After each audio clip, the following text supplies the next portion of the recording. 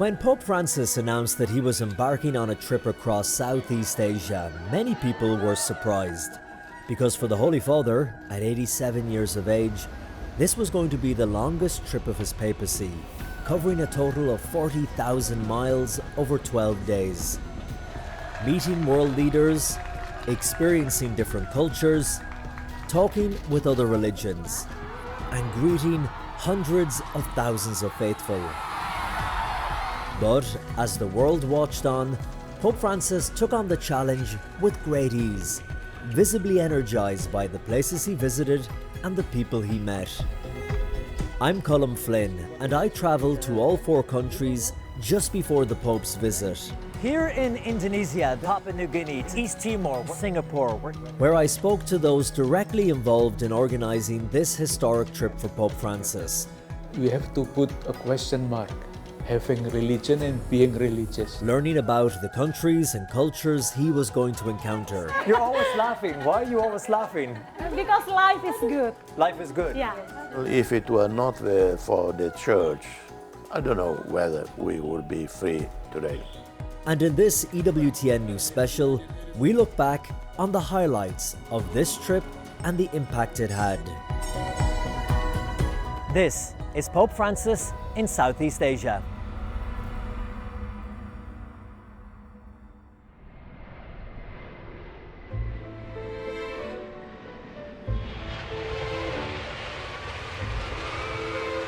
After touching down in the Indonesian capital Jakarta, Pope Francis was greeted by children in traditional dress and government authorities.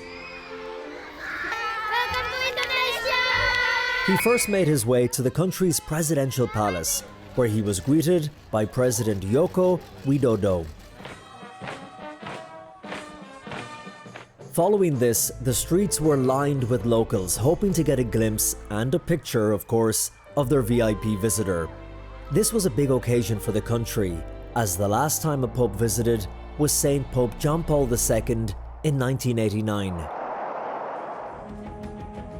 The Pope made his way to the Cathedral of Our Lady of the Assumption in the heart of the city, where he was greeted by Mas Ulan, a local priest who was on the organizing committee. Who will deliver the opening speech. In terms of number, we only 3% out of total population, but in terms of our contribution to the society and to the Catholic worldwide, I think we play a significant role. Living across 17,000 islands, Indonesia has a population of 275 million people, of which around 3% are Catholic. The predominant religion is Islam, and right across from the cathedral stands one of the largest mosques in the world, Istiqlal. And while there are some reports of Christians being discriminated against in more rural parts of Indonesia, and there were some church attacks years ago, for the most part, there is peace between the religions. In general, we live peacefully with our brothers and sisters, and we are grateful for that. How have you obtained, generally speaking, that harmonious relationship between Christians and Muslims here in Indonesia, where in other parts of the world, or in Africa, parts of Europe now, they haven't been able to do that? Because our founding fathers, who declared the independence of Indonesia, also maintain the unity, even though we are diverse in terms of language, tribes, and also religions. It was Sukarno, the first president of Indonesia, who insisted that the National Mosque be built right across from the cathedral and not on the other side of the city as others were pushing for. His Eminence Ignatius Suharyo is an Indonesian cardinal.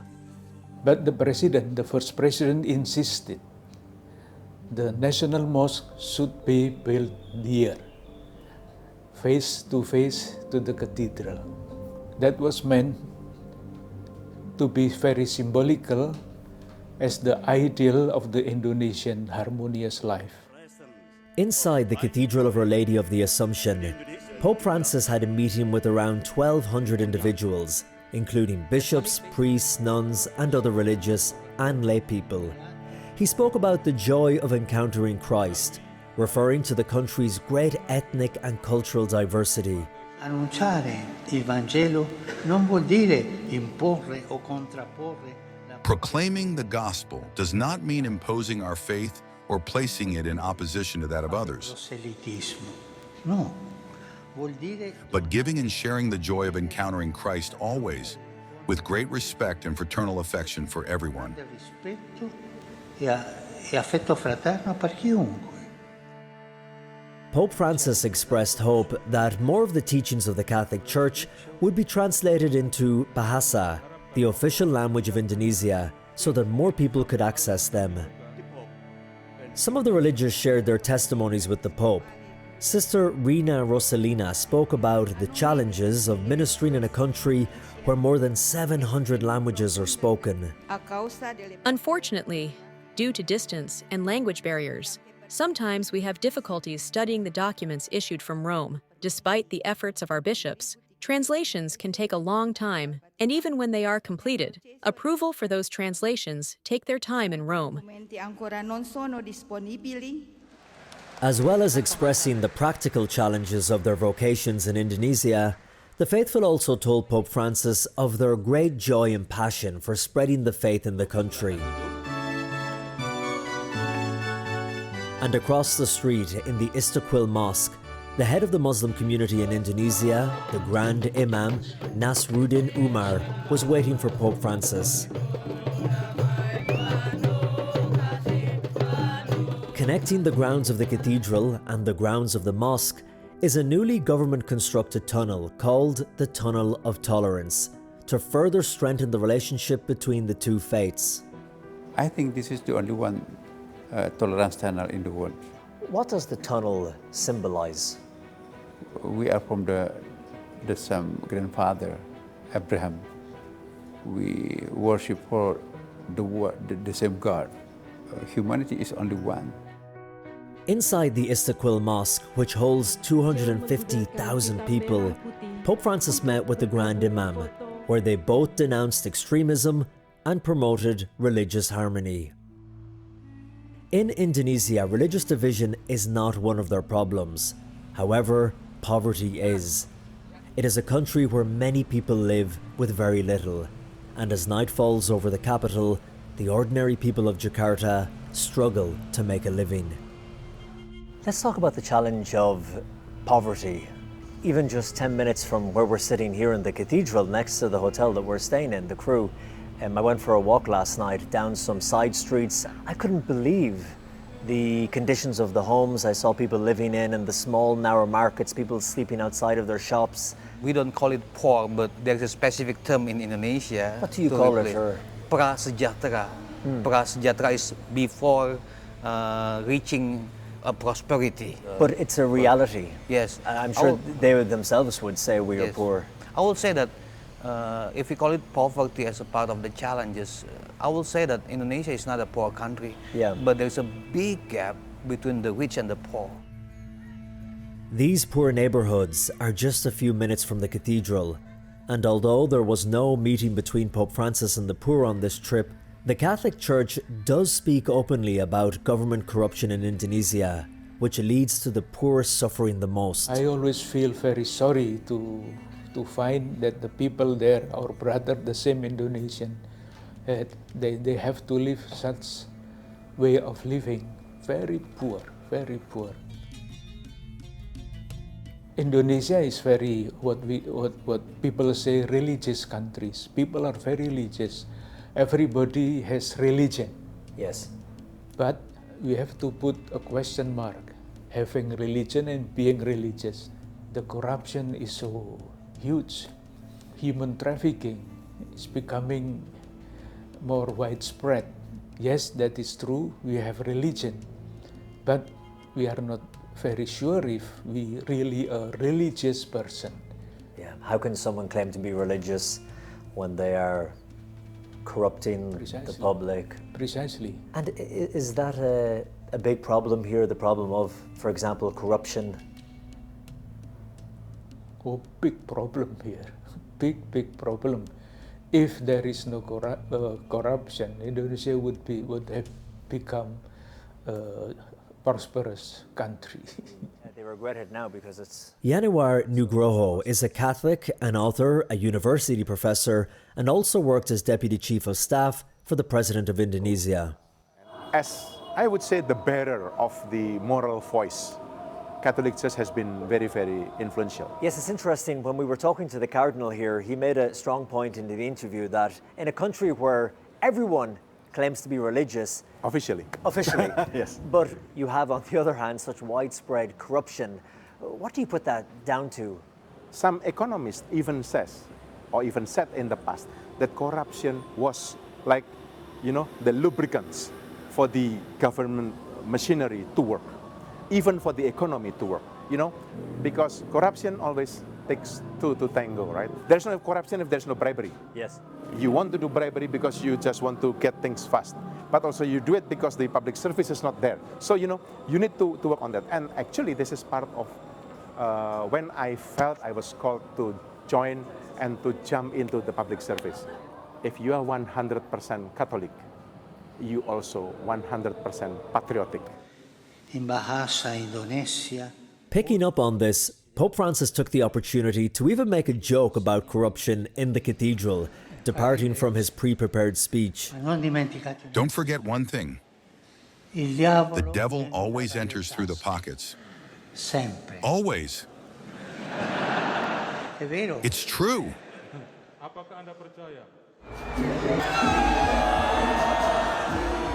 To conclude his trip to Indonesia, Pope Francis drew more than 80,000 people to the country's national stadium to celebrate Mass. Viva el Papa, the crowd roared, meaning long live the Pope.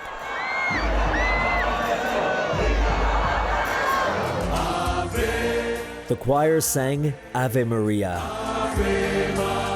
A blind boy recited the first reading from Braille. And in his homily, Pope Francis thanked the Indonesian people for their welcome, telling them never to lose their smile. Brothers and sisters, I would like to say to you, to this nation, to this wonderful and varied archipelago, do not grow weary of setting sail and casting your nets. Do not grow weary of dreaming and building again a civilization of peace. You have a beautiful smile. Never lose your smile. Una civiltà della pace.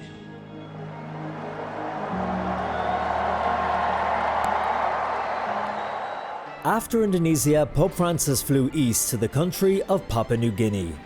Papua New Guinea gained its independence from Australia in 1975 and today has a population of around 9 million people. The country has mountains, dense rainforests, and rich biodiversity. And there is the Garuda Airbus making the approach and will touch down on Papua New Guinea soil. It was evening time when Pope Francis's Indonesian Airlines plane touched down, and people held candles and prayed as they welcomed him to their country. The Pope smiled and he shook hands with the country's bishops, while an orchestra made up of indigenous young people played.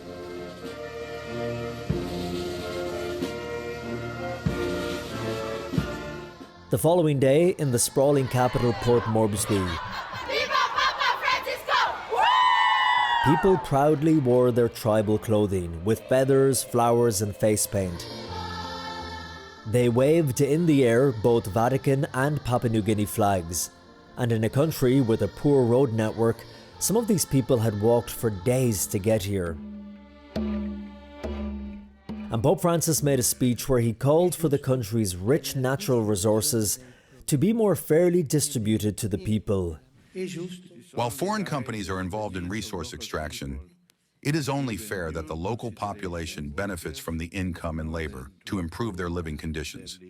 These resources are destined by God for the whole community.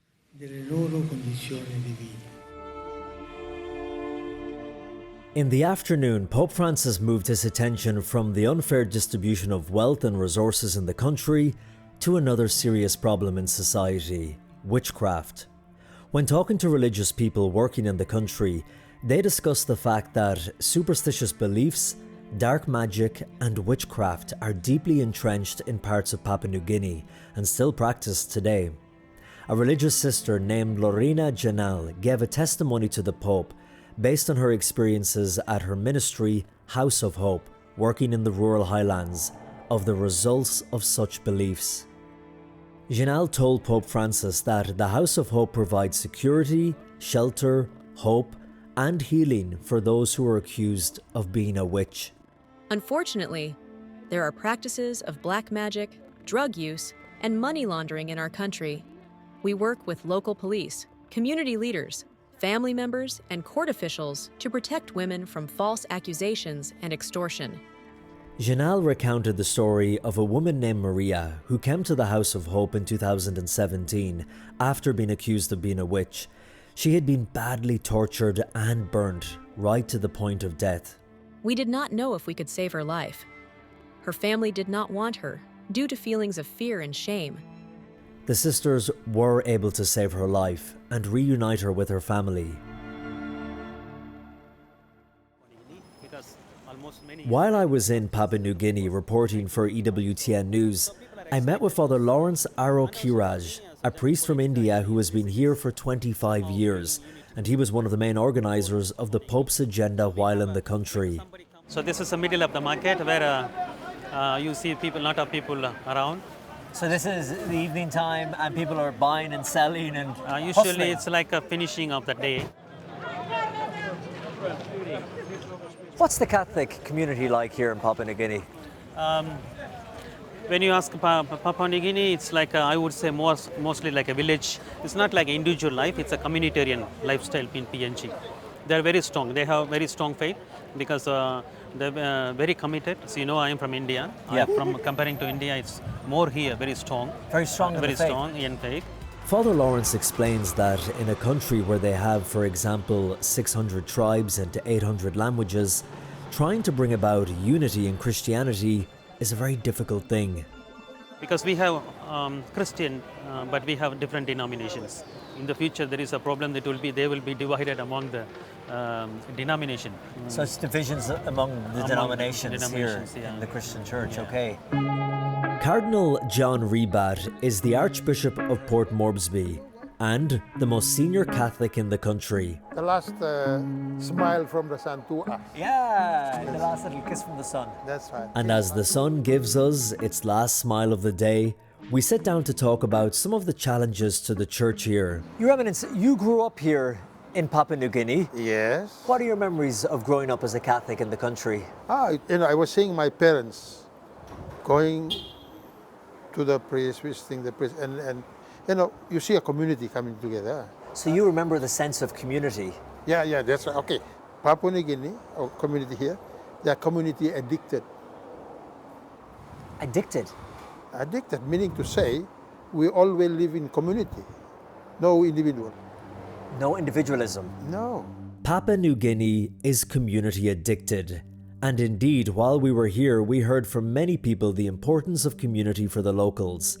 But the problem is, much like the multiple denominations among Christians, the people's communities exist within various tribes and clans, which can cause deep divisions between communities and also vicious violence. Back in the villages, there are these are some cultures that are very strong, and especially with payback system. We say payback system, but this is an eye for an eye, tooth for a tooth. Really? That kind of thing. It's this kind of tribal cultures That's and right. traditions. Yeah. Because they remember what happened in the past. So in the modern time, that still stays with them. They cannot just easily forget. Even just 1 month ago, an estimated 40 people were massacred, others raped, and homes burnt down in a rural tribal dispute. Massacre in the remote Papua New Guinea. Even those bits of the jigsaw puzzle that we're able to put together from a great distance are horrifying. There are some places still that is very vicious and very strong. Really? Yeah, and that is up in the highlands. And what would happen in those tribal areas in the north? You see, one of the dioceses that was very kind of, and good people and so on, And it was kind of, we thought that things were okay and so on. But now we are hearing of some, really killing and so on like that. That is one of our dioceses. I don't know why they do it. It's really hard to understand. For me, it's hard. I'm hearing. Yes. But it's hard for me to understand why. And it's about the same time, close to, that the SVD missionaries were there. The missionaries came. They did good works, and so on. But how this is coming up again, I don't know what is really, because I think the values that the missionaries came and brought, I'm not sure if the young ones are keeping to it. On his second full day in Papua New Guinea, after celebrating Mass in a stadium with 35,000 people, Pope Francis returned to the capital's airport, but he was not going to be flying home. Instead, he boarded a military aircraft from the Australian Special Forces, who had been brought in to fly the Pope to the remote settlement of Vanimo to meet with some of the most isolated people in the world, cut off from the rest of civilization, with no real roads, running water, or electricity. And after a 2.5-hour flight, the local people watched his plane fly around the region before coming into land, bringing with him humanitarian aid and medicine. The Pope accepted tribal gifts which had been crafted especially for him. He watched the locals perform their ancient dances and listened to the missionaries who run the parishes and schools here, many of whom had walked for days through thick jungle and across rivers and mountains just to be with the Pope. To the missionaries, Pope Francis said, "You are doing something beautiful, and it is important that you are not left alone." Speaking to the local people, he told them, Qui esperti di bellezza. You are experts in beauty because you live on this piece of earth that seems like the Garden of Eden. But the greatest treasure is to be found in your hearts. Di bellezza. But he also alluded to the tribal violence which is such a problem in Papua New Guinea, urging the residents to be like an orchestra, so that all members of the community come together in harmony to overcome rivalries. Drive out fear, superstition, and magic from your hearts to put an end to destructive behaviors such as violence, infidelity, exploitation, alcohol and drug abuse, evils which imprison and take away the happiness of so many of our brothers and sisters. On his final day back in Port Moresby, the Pope visited a local ministry that cares for street children. That is, children who can't afford to attend school and so roam the streets every day. The sisters offer them a free education. Here we are teaching them because they are unfortunate children. They cannot go to the normal school. So instead of them living with the parents in the villages, in the settlements areas, we go and look for them. We tell them to bring them here. And we try our best to teach them like A, B, C, D, how to spell their name, how to write, how to read. The sisters go out to find them and bring them here. And as well as teaching them to read and write, they also teach them about hygiene, morals, the faith, and also give them fresh, healthy food. We are preparing for our meal for our students. Every day, Monday to Thursday, we are giving food after the class. A simple thing that many of us take for granted, a basic fundamental education, is something these children have never known before. And so the priests, nuns and brothers have to start with the very basics. Can you read the sentence that you read already? Sisters are just trying your best to help us to read and write. Why? 4 minus 3 equals to 1. The sisters here say what gives them the most joy is seeing the children leave the school after their studies, now with a better chance in life to have a brighter future. It's giving me more joy seeing them growing each day in their life. So they feel also that they are special and they feel that they have a place and they are loved by somebody. The Pope's final appointment in Papua New Guinea was addressing a crowd of 10,000 young people in Sir John Guy Stadium. The Pope made his way through the crowd, waving and saying hello to as many people as he could. Again, he was treated to a vibrant performance of traditional indigenous dance. Then a group of young people took to the microphone and spoke about their dreams for their country. Hard work and perseverance, we can overcome our challenges. I am determined to support my family, and I will make the most of the opportunities that come our way. Our land and sea, they need our care. For the future, we must be aware. Education, a beacon, bright and bold, unlocks paths where dreams unfold. Many young people. One young person shared his heartfelt story of coming from a broken family and taking refuge in the church. He said this was one of the greatest problems in the country. Sadly, a large number of young people find it very difficult to communicate with their parents due to the fact that their parents are not together or separated.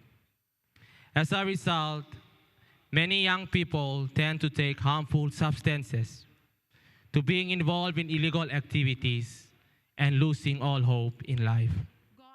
One by one, the young people expressed their thanks and gratitude to the Pope for visiting their country. Thank you, Your Holiness, for visiting us at this time. It means a lot to us.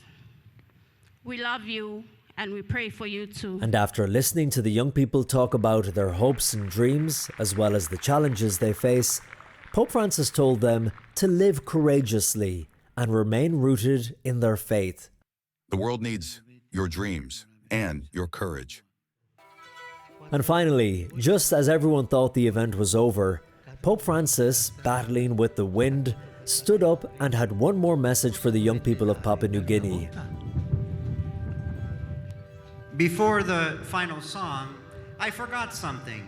I want to ask you, if you find someone who falls down, what are you supposed to do? Kick them when they're down?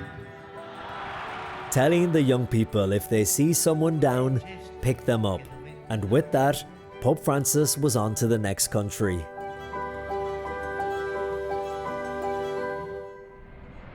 Next, the Pope flew to the small, young nation of Timor-Leste. This country only gained its full independence in 2002 after centuries of Portuguese colonization and a bloody occupation by Indonesia. The country is 97% Catholic, and in the capital Dili, Pope Francis was greeted by the country's president and Nobel Peace Prize winner, President José Ramos Horta. It was straight to the presidential palace, where the Pope and the President reflected on the shared values of peace and reconciliation, key themes in a nation that has faced a long history of struggles for independence.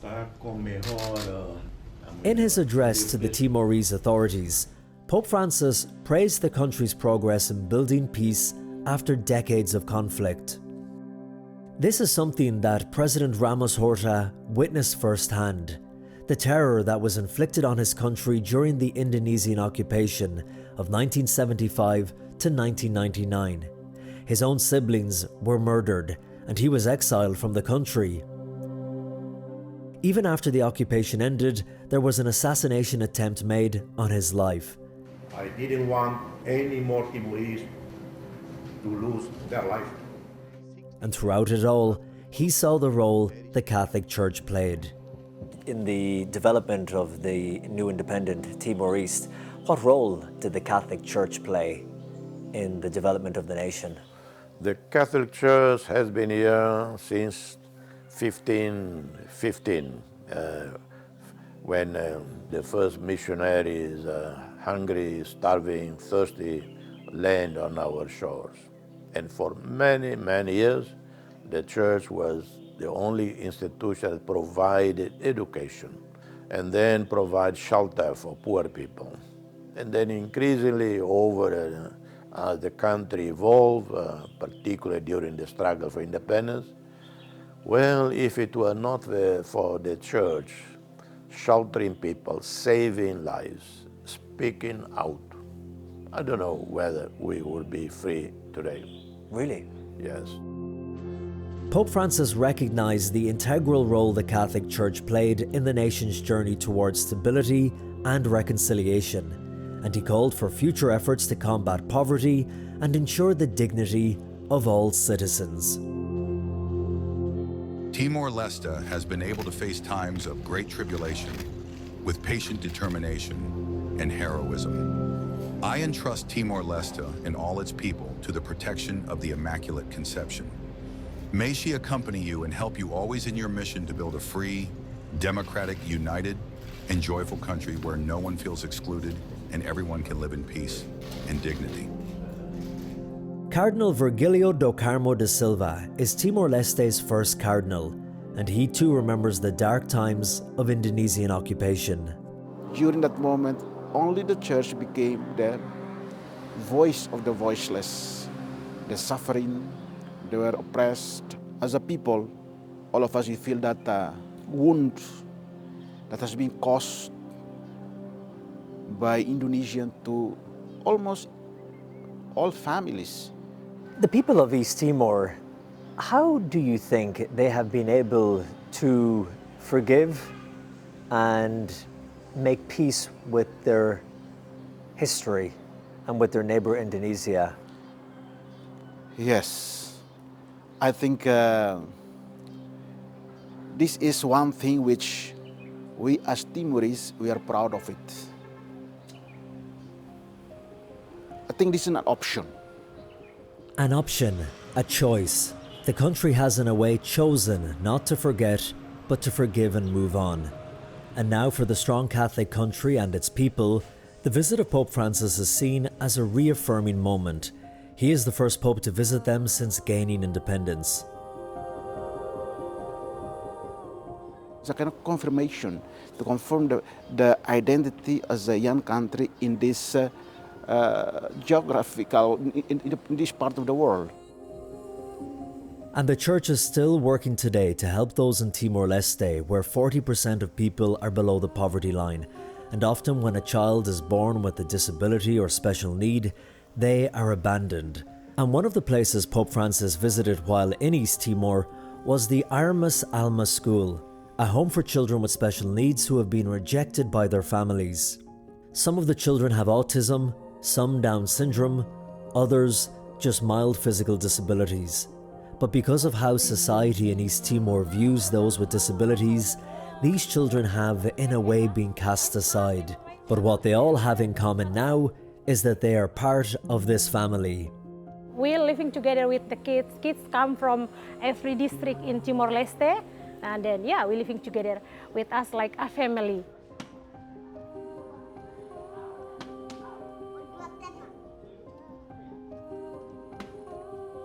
Gertrudis Bidi is the Mother Superior and welcomed Pope Francis. Why do they end up here? What are the circumstances that they come from? Anak-anak yang tinggal dengan kami di sini. Some of them have families who cannot care for them, but most have been abandoned. Some come to us straight from the hospital, and others from social welfare. And here there is a lot of laughter.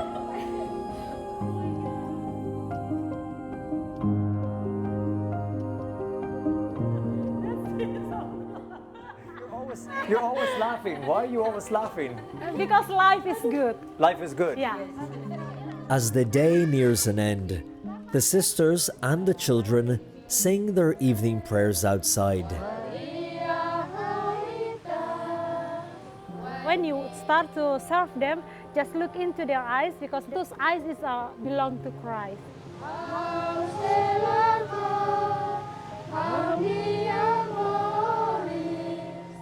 Speaking to the children and the sisters in the school, Pope Francis said what they were doing was pure love.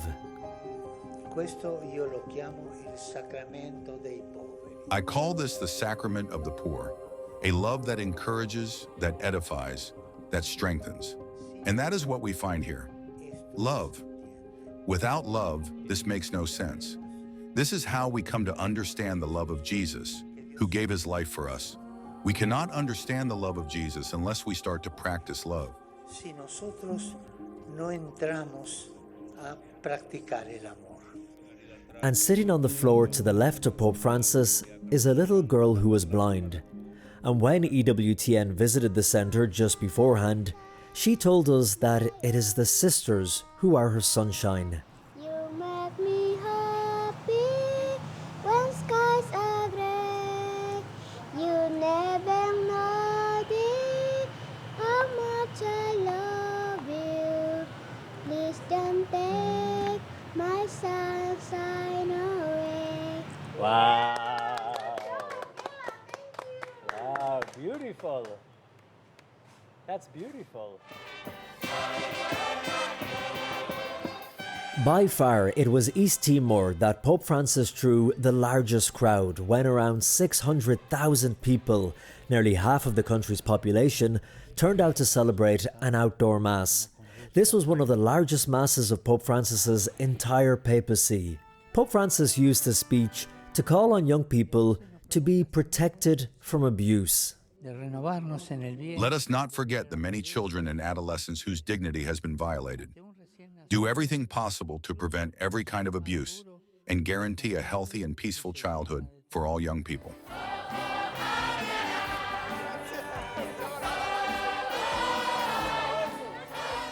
Finally, the Argentinian Pope departed Dili, East Timor, and flew 1,500 miles west to the island nation of Singapore. Known for its rapid development, diverse culture, and being a global financial hub, Singapore, with its modern skyscrapers, was the most affluent stop on the Pope's trip, a far cry from the poverty that exists in the previous three countries. Often referred to as the Line City, Singapore has a population of over 5 million people and is predominantly Buddhist. The Catholic faith here accounts for around 7% of the population. When the Holy Father touched down, he was greeted by children representing different ethnicities, who presented him with flowers and then performed a dance to a popular local song about the Singapore City bus.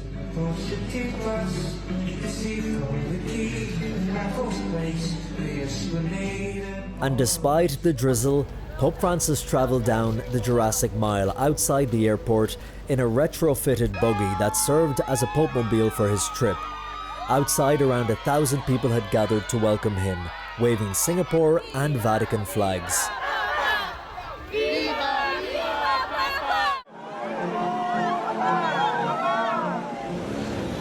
The following day, the official welcoming ceremony took place at Parliament House, where Pope Francis met with the President of the Republic of Singapore, Mr. Tharman Shanmugaratnam. A guard of honour stood before them, and the band played the national anthem of Singapore and then of Vatican City. After this, the Pope took time to individually greet high-ranking members of Singapore's Parliament, while the President shook hands with delegates from the Vatican. Signing the guest book, the Pope wrote, "Like the star that guided the three wise men, so let the light of wisdom always guide Singapore in building a united society capable of conveying hope." At the end of his official welcome, Pope Francis was honoured in a very special way according to local tradition, by naming a flower after him. The name that was given was Dendrobium His Holiness Pope Francis, described as an immaculate ivory white hybrid orchid. The Pope planted a small sign inscribed with the name of his flower in the pot. And later that day at the country's national university, Pope Francis held another meeting with authorities, diplomats and civil servants. Again, in keeping with the theme of social justice and respect for all, the Pope emphasized that no one should be forgotten in society. Those arriving here for the first time cannot fail to be impressed by the massive ultra-modern skyscrapers that seem to rise from the sea. They are a clear testimony to human ingenuity, the dynamism of Singaporean society. It is important that Singapore has not only prospered economically, but has also striven to build a society in which social justice and the common good are held in high regard. I think in particular of your commitment to improving the quality of life of citizens through public housing policies, high-quality education, and an efficient healthcare system. I hope that these efforts will continue until all Singaporeans are able to benefit from them fully. Tutti gli abitanti di Singapore. While congratulating the country on its prosperity, he also warned against modern technologies making people more disconnected. The sophisticated technologies of the digital age and rapid developments in the use of artificial intelligence must not lead us to forget about the essential need to cultivate real and concrete human relationships. That is a worry of many in Singapore, that with increasing levels of prosperity and economic development, people may start to lose touch with their spiritual life.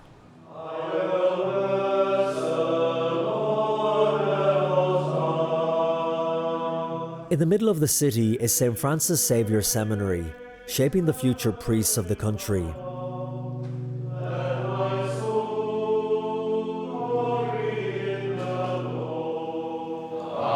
Father Valerian Chung is the rector of the seminary. Go and sell what you own and give the money to the poor. How many seminarians do you have here at the moment?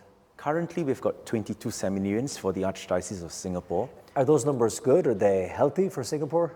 It is good, but it's not replacement level, because we have a number of priests who are retired, who passed on. The 20 will not replace, we can't. Yeah. Really? So although the numbers are good, they're not at that level you need to replace the priests who are leaving. At least in this current context, yeah. Father Valerian tells me that as Singapore's economy and prosperity rises, the time people devote to their spiritual life is decreasing and sometimes even disappearing. There's a growing number, which is almost more than a fifth, is actually those who profess no religion. What do you put that down to, that growth in atheism? I would reckon, I think it's also affluence, materialism. It is a place where you can get what you want, you know, that kind of thing. And it's materially, people have gotten distracted, I would say. It's a big challenge for the church then, isn't it? Extremely challenging. And it's, you know, we tell our seminarians and become priests, we've got to take note of these things. It's not so much of just working and servicing the people, but it's more about conscientizing the people about what matters most in life, actually. To get at least the young people to grow and to realize that there is more to just gaining the material things of life. In the minority Catholic Church here, there are pockets of strong communities, like the one here at Divine Mercy Catholic Church. In the congregation this morning is Gerald Lee, his wife and young child. Passionate about his faith now, it wasn't always that way, and he remembers too getting caught up in Singapore's booming financial world.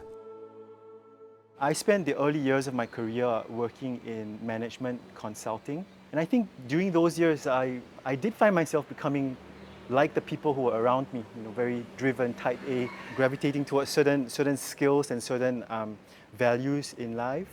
And what type of values were they? I think prioritizing the career at all costs, to a fault. That secular worldview kind of makes it very difficult for somebody to acknowledge or to be conscious of the presence of the divine, the need for the divine. Gerald Lee hopes that the visit of Pope Francis and the high publicity around it will trigger more young Singaporeans to re-examine their values. What do you think this upcoming visit of Pope Francis will do for the church in Singapore and for Catholics across the country? I think it's important for the Pope to remind society at large that there are more important things. Just from my interactions anecdotally with my friends in my circles, I think there actually is a sincere desire to search for more in life. I think that people are seeking. I think it's now the onus is on the church to go out and to find these people and to minister the love of Christ to them in a way that they can receive. In a fast-paced, young, booming economy, sometimes there are those who feel left behind or forgotten about.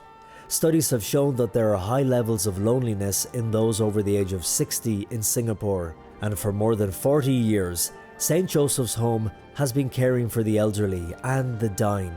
The community was founded by and is run by the Canossian Sisters. Our founders wanted us to serve the poor. Poor in different way, For us here is to serve the poor when they are not well. Yeah, that's how our motive is to serve the poor when whatever we are doing. Yeah. Here the residents are treated as people and not patients. The staff are very nice, they treat me very well. And it's the first home for the elderly in Singapore that has opened a play school as well, so the young and the old can interact and show care and love towards each other. And today, the elderly are showing the kids how to make a tasty salad. So delicious. It's so delicious. We could see life in the old people, They are more lively and they feel that the children are like grandchildren. That's beautiful, sister, isn't it? Yeah. And when the elderly do not have the strength to raise their hands, well, they get a little help. Okay, and then we're going to move our hands, go toss. All the best. Thank you. Encouraging the elderly and the young everywhere he goes, Pope Francis also used his visit to Singapore to visit the Catholic Junior College. The young people cheered as Pope Francis pulled into their courtyard. Inside, the Pope was visibly energized by the young crowd, looking cheerful and happy as the crowd chanted his name. He was there to hold an interreligious meeting where he met with young people of a number of different faiths, and one by one, they asked their questions to Pope Francis. The Pope listened and then gave his response, encouraging the young people to leave their comfort zones and reach out to people of other religions.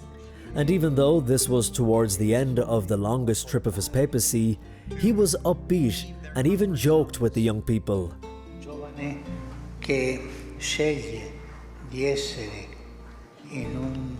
sempre la sua vita in un mondo confortabile è un giovane che ingrassa. A young person, though, that stays just in their own comfort and wants a comfortable life becomes fat.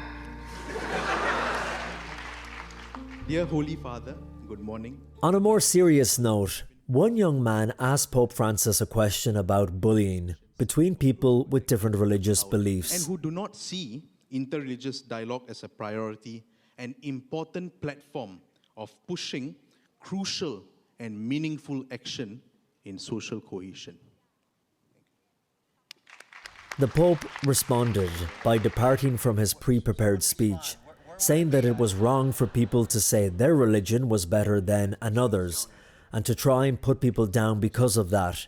He went on to say, Ci vuole litigare.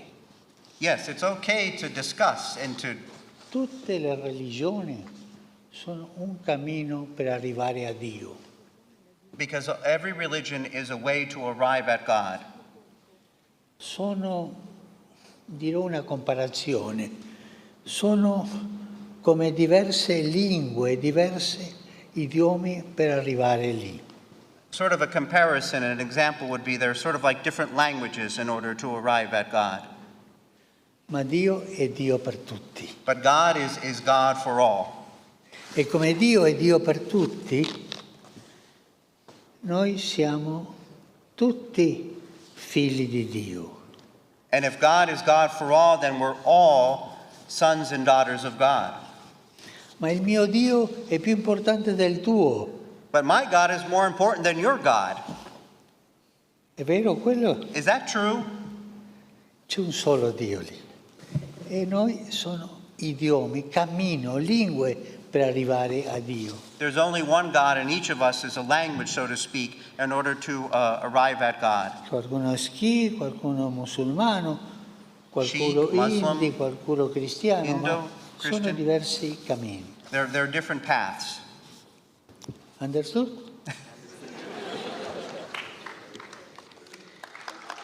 While it may have been received warmly in the Hall of Young People, these comments caused quite a controversy online, with many wondering, did it call into question Catholic doctrine on Christ as the lone saviour of the world? Are all religions different paths to the same God? Others pointed out that it could discredit the work of missionaries and evangelists and those who were martyred for their faith, but many others said it was a warm response to a sensitive question. And pray for me.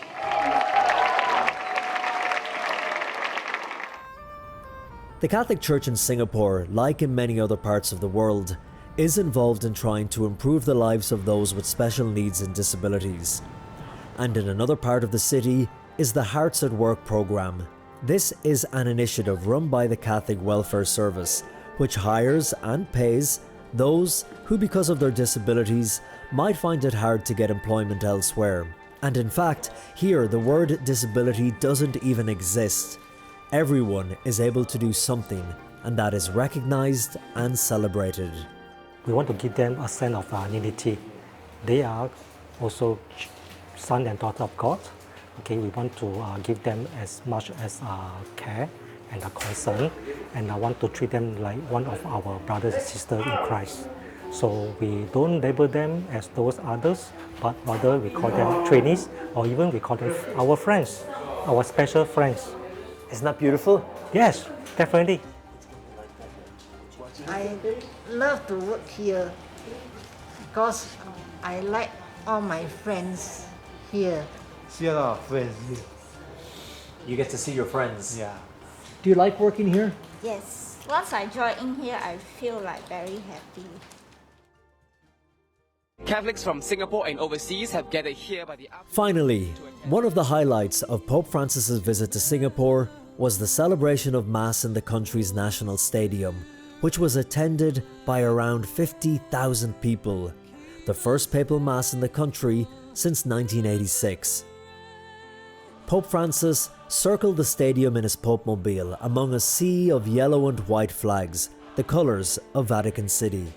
He stopped again and again to bless babies which were carried from the crowd by security, and of course, to take the obligatory selfie. During his homily, again Pope Francis remarked about the splendour and impressiveness of the national stadium itself, admiring the engineering achievement, but he asked those present to think beyond the beautiful structures they have here in Singapore. Sometimes it happens that the greatness and grandeur of our projects can make us forget this and fool us into thinking that we can be the sole authors of our lives, of our wealth, our well-being, our happiness. Yet ultimately, life always brings us back to one reality. Without love, we are nothing. It is this love that sends us back to its root, God Himself, who with a Father's heart has willed and desired to bring us into existence in an utterly gratuitous way. It had been 10 years since Pope Francis visited the Asian country of South Korea, where he beatified 124 Korean martyrs, and Seoul was chosen to host the next World Youth Day in 2027.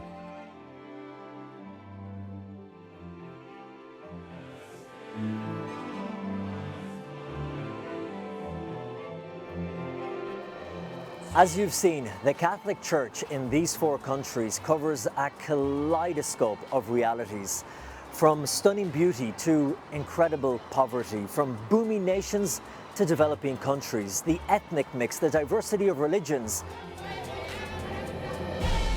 It was the longest trip of Pope Francis's papacy, and at 87 years of age, one that was certainly not easy for him to make, but in the end had a huge impact. The Father, the Son, and the Holy Spirit. Until next time, from me, Colin Flynn, here in Southeast Asia, thank you so much for watching.